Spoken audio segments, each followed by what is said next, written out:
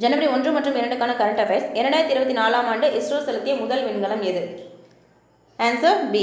So எக்ஸ்போசாட் தான் வந்து பார்த்திங்கன்னா ஜனவரி 1 2024ஆம் ஆண்டு புத்தாண்டு தொடக்கத்தில் வந்துட்டு இஸ்ரோ செலுத்திய முதல் விண்கலம். ஸோ இது வந்து பார்த்திங்கன்னா PSLV C58 இந்த ராக்கெட் மூலமாக தான் இந்த செயற்கைக்கோள் வந்து செலுத்தப்பட்டிருக்கு. ஸோ எதற்காகன்னு சொல்லி பார்த்தீங்கன்னா கருந்துளை மற்றும் நியூட்ரான்களை பற்றி ஆராய்வதற்காக தான் இந்த செயற்கைக்கோள் வந்து அனுப்பப்பட்டிருக்கு. ஸோ இதன் மூலம் வந்து பார்த்திங்கன்னா உலகிலேயே அமெரிக்காவுக்கு அடுத்தபடியாக கருந்துளை மற்றும் நியூட்ரான் பற்றி ஆராய செயற்கைக்கோளை கொண்ட 2வது நாடு அப்படிங்கிற அந்தஸ்தை வந்து இந்தியா பெற்றிருக்கு. எக்ஸ்போசாட் அப்படிங்கிறதுக்கான abbreviation X-ray polar meter satellite. So ரொம்ப இம்பார்ட்டன்டான கொஸ்டின். ரெண்டாவது ஒன்று பார்த்தீங்கன்னா 108 தலங்களில் ஒரே நேரத்தில் 50,000க்கும் மேற்பட்ட நபர்கள் சூரிய நமஸ்காரம் செய்து கின்னஸ் சாதனை படைத்த மாநிலம் எது? Answer D. ஸோ குஜராத்தில் தான் வந்து பார்த்திங்கன்னா 50,000க்கும் மேற்பட்ட நபர்கள் ஒரே நேரத்தில் வந்து பார்த்திங்கன்னா சூரிய நமஸ்காரம் செய்து கின்னஸ் சாதனை படைச்சிருக்காங்க. ஸோ ரொம்ப இம்பார்ட்டன்டான ஒன்று. தேர்ட் ஒன்று 16வது நிதி ஆணையத்தின் தலைவராக நியமனம் செய்யப்பட்டவர் யார்? ஸோ 16வது நிதி ஆணையத்தின் தலைவராக நியமனம் செய்யப்பட்டவர் யார்? Answer A. அரவிந்த் பனகாரியா தான் வந்து பார்த்திங்கன்னா 16வது நிதி ஆணையத்தின் தலைவராக நியமனம் செய்யப்பட்டிருக்காரு. ஸோ இதுக்கான கூடுதல் இன்ஃபர்மேஷன் என்னன்னு சொல்லி பார்த்தீங்கன்னா இதோட செயலராக இந்த ஆணையத்தோட செயலராக IAS அதிகாரி ரித்விக் ரஞ்சன பாண்டே வந்து நியமிக்கப்பட்டிருக்கார்.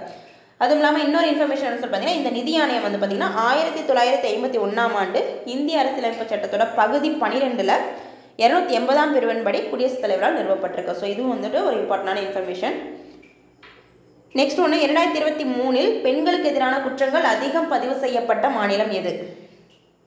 Answer C. ஸோ உத்தரப்பிரதேசத்தில் வந்து பார்த்திங்கன்னா பெண்களுக்கு எதிரான குற்றங்கள் அதிகம் பதிவு செய்யப்பட்டிருக்கு. மேக்ஸிமம் 55% வந்து பார்த்திங்கன்னா பெண்களுக்கு எதிரான குற்றங்கள் இந்த உத்தரப்பிரதேச மாநிலத்தில் பதிவு செய்யப்பட்டுள்ளது. Next one 5th one Chennai music அகாடமியின் 97வது இசை விழாவில் சங்கீத கலாநிதி விருது யாருக்கு வழங்கப்பட்டது?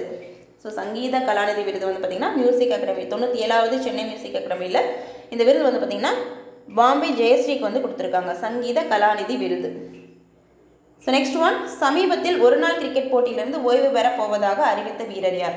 ஸோ ஒருநாள் கிரிக்கெட் போட்டியிலிருந்து ரிட்டைர்மெண்ட் ஆகிற வீரர் யாருன்னு சொல்லி பார்த்தீங்கன்னா ஆன்சர் பி. டேவிட் வார்னர் தான். ஆஸ்திரேலியா பிளேயர் டேவிட் வார்னர் தான் வந்து பார்த்திங்கன்னா இந்த ஒருநாள் கிரிக்கெட் போட்டியிலிருந்து ஓய்வு பெற போவதாக அறிவிச்சிருக்காரு.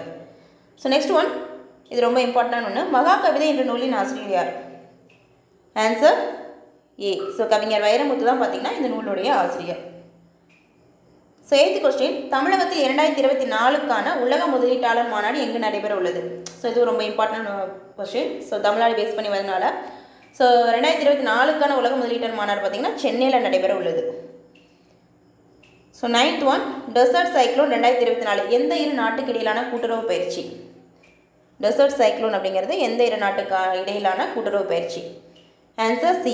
இந்தியா மற்றும் ஐக்கிய அரபு எமிரேட்ஸ். ஸோ இந்த 2 நாட்டுக்கு இடையிலான கூட்டு பயிற்சி தான் பார்த்திங்கன்னா desert cyclone. So 10th question Sagar Parikrama திட்டத்தின் நோக்கம் என்ன? சாகர் பரிக்ரமா திட்டத்தின் நோக்கம் என்ன? Answer D.